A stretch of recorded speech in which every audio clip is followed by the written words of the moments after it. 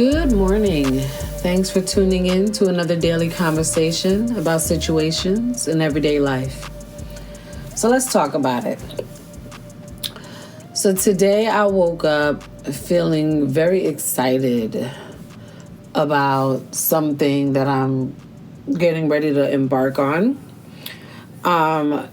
Due to some intense research recently that led to some new discoveries.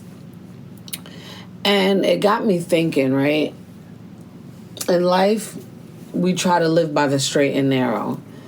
Especially when we have loved ones, we don't really try to jeopardize our livelihood or our lives, right? So, with that being like the forefront of our actions, our thoughts, our just everything we do, we make sure that's like something that's in the back always. How do we feel about taking risk? Right? Sometimes risk looks different for others. A leap into something that you're passionate about sometimes doesn't really feel like a risk. It feels like, the right direction to someone that's extremely passionate about it. But to someone else that's looking at it and analyzing it from a sound mind and looking at the logistics of the reality of a person's situation may analyze it as a serious risk. How do you deal with that? How do you confront that? How do you face that? How do you dive into that? It's already hard looking at all the things you got to deal with, right? For me, example, I have a lot that I'm responsible for. I have a lot of loved ones. I have a lot to protect. And taking a risk is something that I'm just not really willing to do like I used to, right? It has to be a calculated risk for me. I've done a lot of things. Once I left the entertainment industry to be home full time, I had to learn a lot of different things, a lot of different trials and tribulations I went through. And I experienced a whole lot by trying something new, right? They were risk. A lot of them were out of desperation, like, I got to get something now. Like, it's always been for me, like, no job was ever going to pay me enough that I needed. It don't matter what I did. I could have had a master's degree. I still just don't feel like any job because of the limiting of the hours, the extraction of all these different channels that they're taking money out of your checks, major taxes, all kinds of things. I always just believed in the entrepreneurial life successfully. Okay, let's say that. Because right now I'm kind of in both. I'm doing the 9-to-5 and I'm entrepreneurial right now. And like I said, it's that way because I won't take just a blind risk anymore. I just have too much riding on it, and I've been through too much, and I just can't afford to keep on taking hits and losses. So I have to do my due diligence in researching any risk that I'm going to take at this time, especially if it's a risk that's a high ticket risk, right?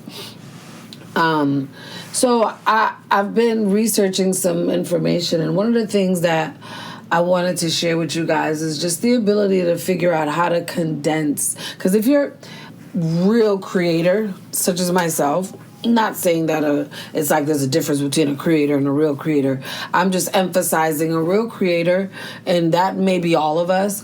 We have so many ideas flowing in and out of our mind at any given moment that it's like, how do you just do one, right? And I've learned over the years, it's not necessarily to do one. It's kind of like to figure out what's kind of going to be the mothership. I kind of learned that from my dad. Like, the mothership of the family musical body was always Morgan Heritage, right? And everything else came out of that. Not saying that it was different groups outside of Morgan Heritage just itself, but anything else that came under the family umbrella that was kind of associated with that mothership. So coming up in life, looking at that way of how our business was structured in the family, and also off of experiences, trials and errors, and things that I've gone through, and things that I've seen, and people that I've talked to, you look at figuring out what is your mother hub, and then you scale everything else. If you're a creator, right?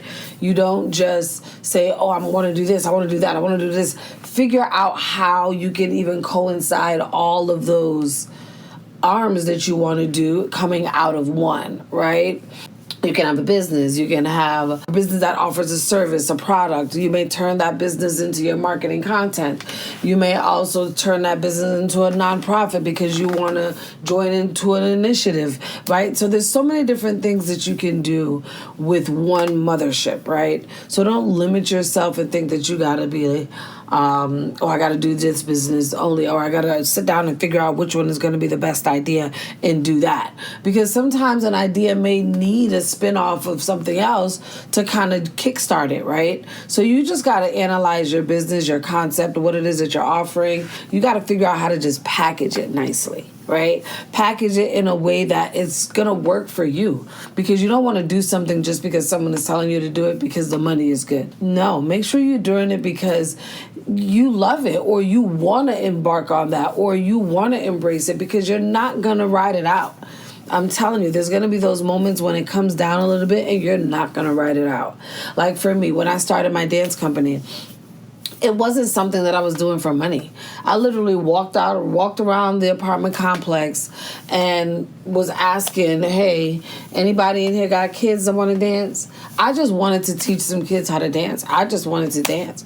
It wasn't really about the money because I had 2 jobs at that time. So really do things for the love of it and not really for the money first. Because if you do it for the money, when the times get low, when you got to take money out your pocket, because do remember, as an entrepreneur starting out, you got to spend that money before you make money, right? And if you're not willing to spend that money and budget and figure out how you can take a little bit here and invest in yourself, right, opposed to paying off credit cards. Don't get no credit cards right now. Invest in yourself. Invest in your business. Invest in your craft. Figure out what it is that you need to do. If you need to go get some training to enhance what it is that you want to take that risk on, do that. Figure out what it is that's going to build the ultimate goal, right? And you don't have to leave your 9 to 5 to do that, right? You can be doing it while you're working, because most people, that's what they do. That's how it becomes successful, because you didn't just jump out. Unless you're about to hit the lottery or come up upon some money real quick, then I would say, okay, go ahead and flip it and invest in your business. But if you like me, that you got bills out the ass every month, all right? You got kids with extracurricular activities. Right now, my daughter coming up in here talking about her basketball dues is $450. My son's basketball dues ain't even hit my roadway yet. Then you got one high achiever child that she wants to be in every team, every club, and it's like, okay, and you got to do that on top of your bills and on top of trying to invest in yourself. That's already risky enough. So let me make sure it's calculated. I'm taking the amount that I know I can afford to put into it, because I still got to maintain this. When you figure it out in that way, you tend to grow into it. Because a lot of things that I've learned as an entrepreneur, when you start out with a business, it may change. You may be working on something for a whole year, and by the end of the year, it's still the root of where you started, but there's certain aspects of it that has changed. So never go fully in, right? Fully in to the point where it's like, if you make a change, it's like it's gonna rock the boat. You don't want to do that. Take your time, research your industry, figure out what you really want to offer. Make sure that you can offer what you're offering so that you're not stuck trying to look to someone to subcontract or you're stuck trying to look to outsource services because you can't provide it. Then what was the sense of doing that, right? Really analyze your business desire against your reality. Because a lot of times you may see somebody else do something, but what they had, their foundation, their bag, whatever it is that they had to make that leap in that way, whoever they knew, whatever connection they had, whatever promise to pay they went and clocked in on, you don't know what got them there. So don't just see it and jump into it, because there you're taking just a risk. You're not taking a calculated risk. Analyze your situation. Analyze, if I do this, is it gonna hurt me? One thing my sister always tells me, she will never help anyone to the point where it will rock her boat. As long as her boat will still be secure, she's gonna do whatever she can. But if her boat will tip over, she's not taking that risk. That's what keeps her sustained, because she's not just taking uncalculated risk. And I think that's the best kind of risk. That's my suggestion. That's my opinion off of my experience. I've started multiple businesses, grew them to a point where I was making something off of it. You understand what I'm saying? I never started a business where I never made money from. Did they become lucrative? Not all of them did. Some of them got to the point where I made a little something every month. It was more like a little hustle on the side. Some of them got to the point where I did not have to work a job anymore. I was doing solely that business. But what happened is when life set in, because I didn't calculate that risk, I just dove into it. And when life chose to throw me a curveball, I didn't have a solid foundation. So I had to regroup. I had to revamp. I had to take a break. I had to put a pause on it. And you don't want to do that, right? You don't want to put yourself in a position to where you start something and it starts to create great traction and you got to pull back. The beauty of it is, if it's something that's of quality and of substance, you can always come back, right? And if you didn't leave on a bad note, you can always rebrand and come back, right? But you don't want to do that 3, 4, 5, 6, 7, 8, 9 times, okay? So let's figure out how we are going to think about our risk that we're taking. Think about them in a way that if we are making them, it's not going to hurt us.